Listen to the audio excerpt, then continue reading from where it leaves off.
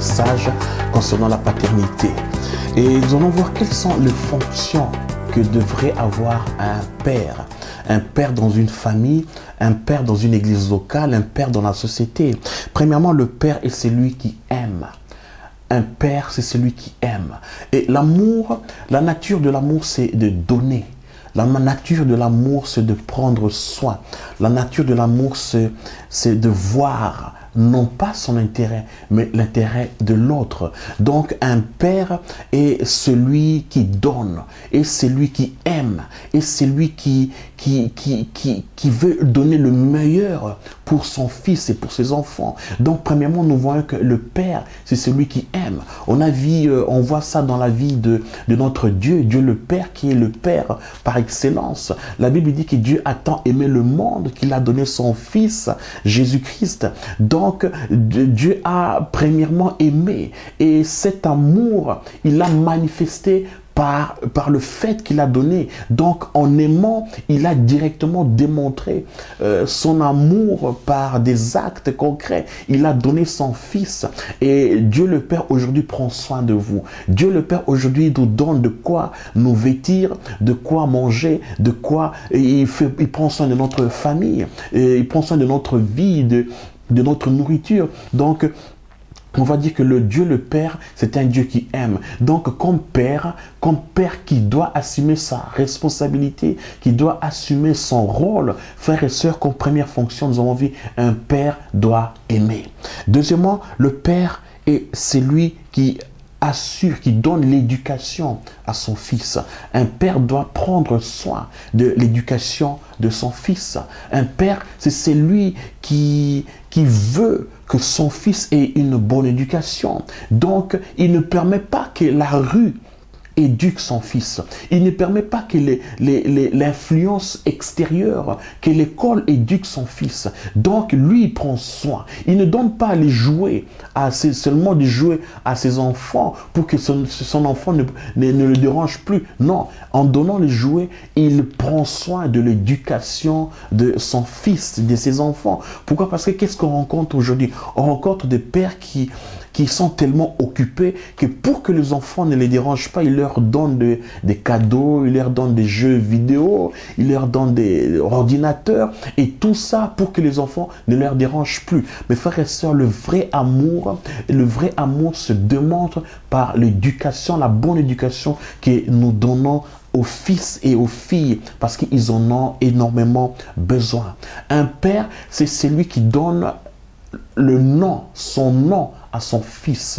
Quand vous donnez un nom à un fils, c'est-à-dire que vous donnez votre identité, c'est-à-dire que vous donnez votre personnalité, c'est-à-dire que vous donnez votre nom pour que ce fils vous représente. Donc, ça veut dire que cet enfant doit faire votre fierté. Pourquoi? Parce qu'il porte votre nom. Et donc, un fils qui ne fait pas la fierté de son père, et qui ne fait pas sa fierté, ne fait pas la fierté de son père. Donc le fait de donner votre nom à votre fils, c'est votre identité. Donc, et le fait de l'éduquer, de donner une bonne éducation, frères et sœurs, c'est votre fierté, c'est votre dignité. Donc, le fait de donner votre nom au fils, frères et sœurs, c'est votre nom, votre identité qui est en jeu.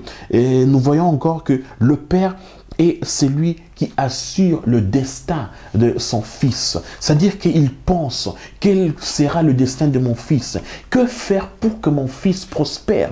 Que faire pour le bien-être de mon fils? Que faire pour la vie de mes enfants? Que faire pour que les enfants ne tombent pas dans la délinquance?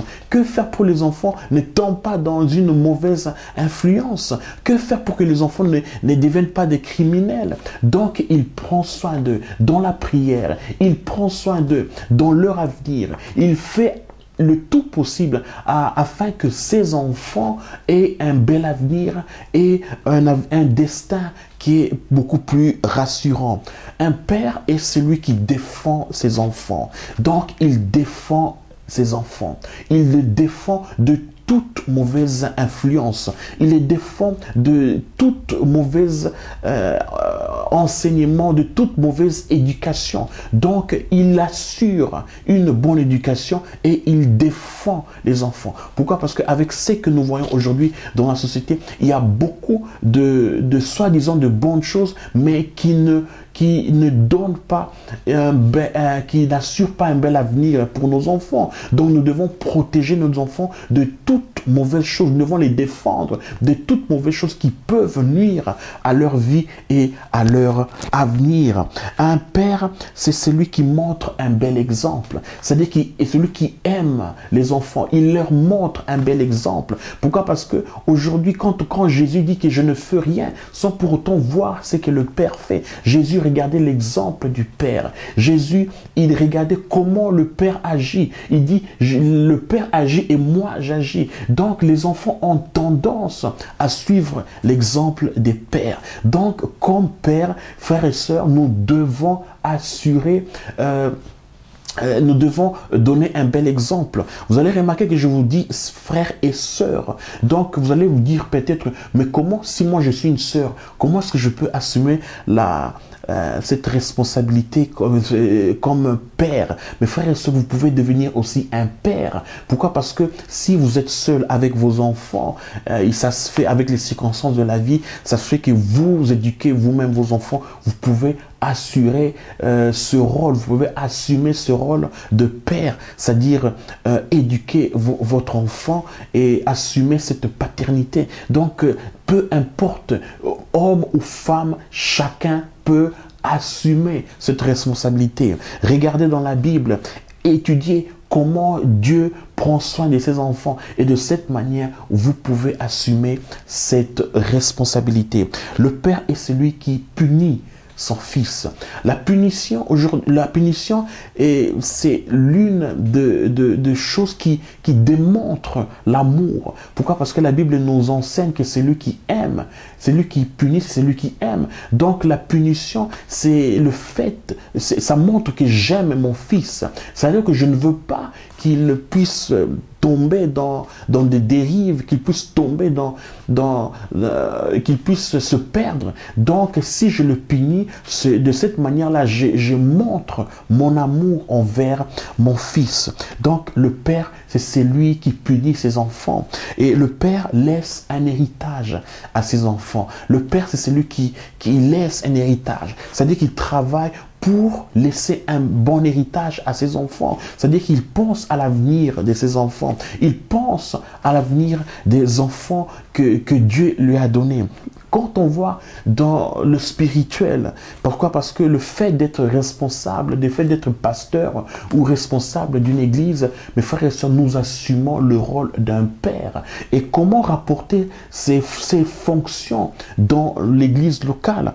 C'est très facile. Un père, c'est celui qui aime. Donc, si vous êtes responsable aujourd'hui dans une église ou bien responsable aujourd'hui des fidèles, vous devez aimer les fidèles. Vous devez les aimer tels qu'ils sont. Donc, ne pas voir des fidèles comme des concurrents. Non, il faut les aimer. Ce sont des enfants.